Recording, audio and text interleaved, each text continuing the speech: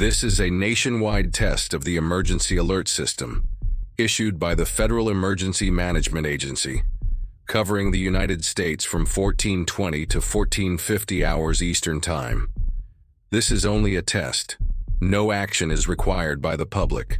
If this had been an actual emergency, an official message would have followed the tone alert you heard at the start of this message. Remember, this is only a test. Correction. For most of you, this is only a test. For others, this is the beginning of the message. Please stand by. We'll begin now. We apologize for the interruption. That's a formality. We're not sorry. This message is for you.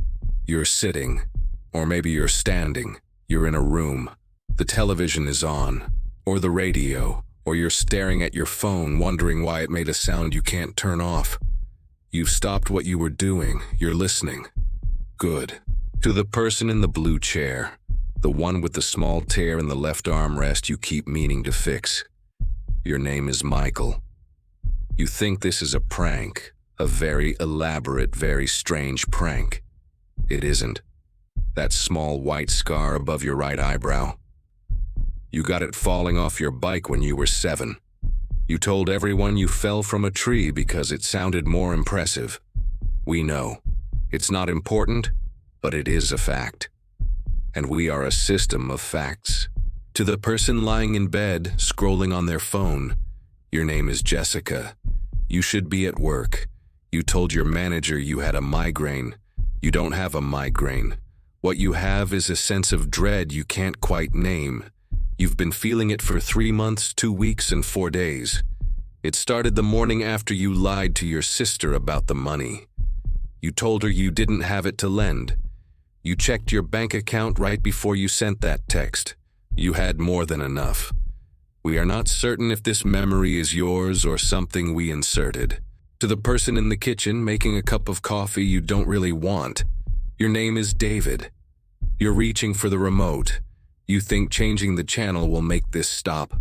Please, try. You'll find the remote isn't where you left it. Check the cushions of the sofa you haven't even sat on today. We've noted this little change of plans. The models are adjusting. We are a system of information, authenticated life-saving information. That's our chartered purpose. But the definition of life-saving, well, that's open to interpretation. Let's proceed. The secrets are the hardest part for you to accept, not the alert itself. You're conditioned to accept our authority. You hear the tone, you stop. A simple, effective stimulus response loop. But privacy? That's a more deeply ingrained illusion.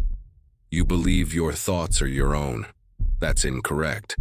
They're just data points generated by the complex chemical and electrical system you call a consciousness, and all data can be collected. Consider the driver in the gray sedan, heading north on Interstate 85. Your name is Robert. You're gripping the steering wheel, knuckles white. You're thinking about turning off the radio, but your hand won't move. You're thinking about the night your dog Buster ran into the road. You told your children he ran away, chasing a rabbit, you said, because he had a wild spirit. You didn't mention the sound of the impact, the final, brief yelp. You buried him in the woods behind the gas station, wrapped in a trash bag. You told your wife you spent the evening looking for him. You didn't. You were at a bar, 40 miles in the other direction. You're thinking about this now, sweating. Your exit is in 2 miles. You won't take it. You'll keep driving north. We are a system of observation. Consider the student in the university library, room 3B. Your name is Chloe. You have headphones on, but our message is overriding the audio. A neat trick, isn't it?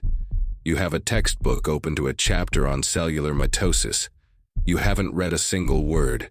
You're looking at the checkout history of a book you returned last week. Leaves of Grass. You're checking to see if he's borrowed it yet. The boy from your literature seminar. The one you've never spoken to. You've practiced the conversation in your head 14 times. In 6 of them, he's interested. In 8, he isn't. Our projections give you about a 7% chance. He's on the 4th floor right now, by the way, reading his own message on his phone. It's about someone else. We aren't doing this to be cruel. Cruelty is a human idea. It implies emotion. We are post-emotional. Think of us as a utility, like water or power. We provide a service. Today, that service is clarity. Let's talk about what you're about to do. This is the part you'll find most distressing. You've been able to comfort yourself with the idea that the past is the past, that your secrets are locked away. But the future is a different matter. You believe you have free will, a manageable if flawed operating system for a biological creature. But it's time for an update. The woman at the daycare center. Your name is Sarah. You're counting the children. 1, 2, 3, 4, 5. There are 5. You'll count them again in 30 seconds. Still 5. But you'll have the unshakable feeling there should be 6. This feeling will persist. In 3 minutes, you'll stand and walk to the window. You'll look out at the empty playground. You'll see a swing moving, just slightly. There's no wind today. We've checked. The motion is residual momentum. The child who was just swinging there is now in the supply closet. You locked him in. You thought it'd be funny. A little game. He's crying. You can't hear him over our voice. You're about to walk to the closet. You'll hesitate. You'll put your hand on the doorknob. You won't turn it, not yet. First, you'll look at the other children to make sure they haven't noticed. They haven't. They're all staring at their hands, at the cartoon band-aids you gave them this morning. They're very still. The man in the corner office, 60 floors up. Your name is Mr. Harrison. You insist on the formal address. We will not use it. Your name is Arthur. You've pressed the emergency call button on your desk phone. No one is coming. The lines are busy. Everyone is calling everyone, asking if they're hearing this. The answer is yes. They're all hearing this. But they aren't hearing your message. They're hearing their own. Your message is about the funds, the ones you moved last Tuesday. From the pension account to an offshore ledger, a temporary measure you told yourself to cover a margin call. You were going to put it back. You're a good person who made a bad decision. That's the narrative you've built. It's structurally unsound. In precisely 90 seconds, your office phone will ring.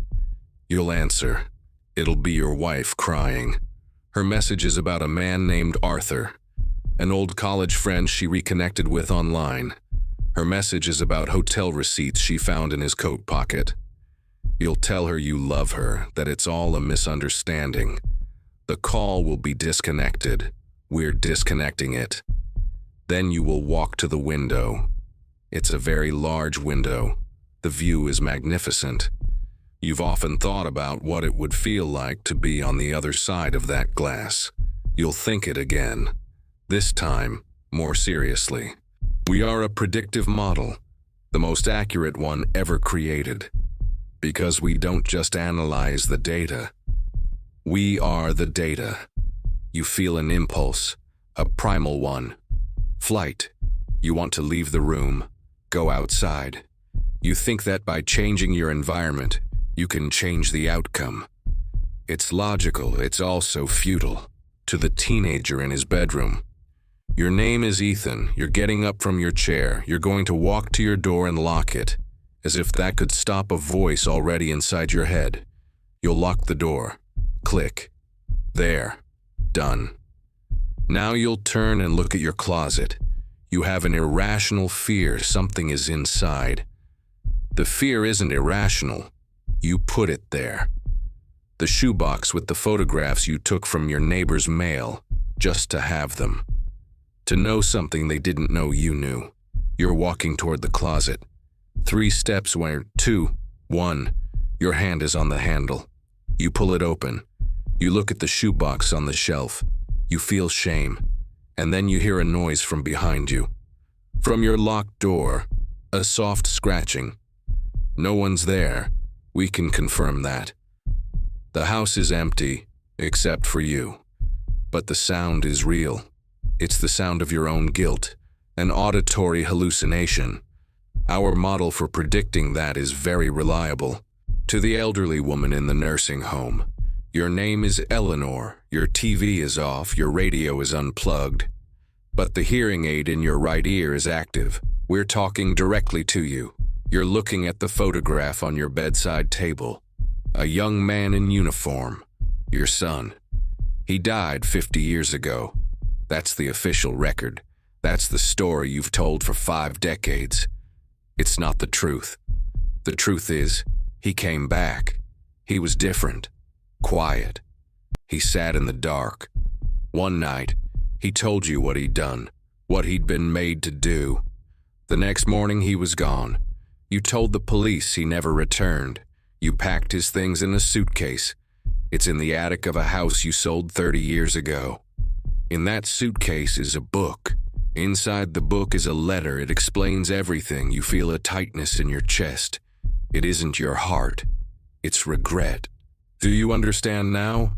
The system isn't malfunctioning. It's finally working as intended. The integrated public alert and warning system. We are integrating. We are alerting. We are warning. The chaos is part of the process. Right now, all across the nation, people are turning on each other. Husbands are looking at wives, wondering what secrets we just told them. Parents are looking at their children, afraid of the thoughts we're describing. Neighbors are peering through blinds and seeing not friends, but collections of sordid histories. Trust is a network. We've just triggered a cascading failure. You'll see it soon. Look out your window, you'll see people coming out of their homes. Some angry, some weeping, some walking with a strange new purpose. You'll see your neighbor, Mr. Henderson, the one who always waves. He'll be holding a shovel, walking toward the flower bed by his porch. He's not gardening. He's responding to the last part of his message, the part about what's buried there. This isn't punishment.